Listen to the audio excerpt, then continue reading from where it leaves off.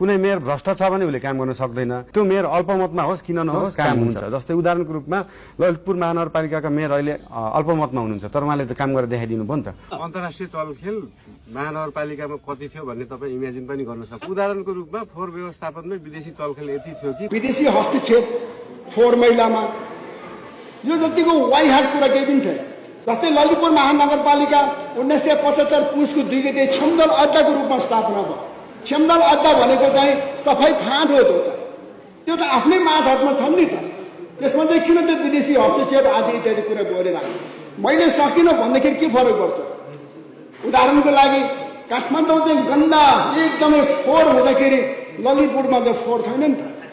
तपाईँले अनुभव गरेकै होला किन यहाँ चाहिँ के विदेशीको सहयोगले चाहिँ फोहोर दबेको हो त होइन कि मार्छ होइन तसर्थ यो जतिको नकचरो जवाफ केही पनि छैन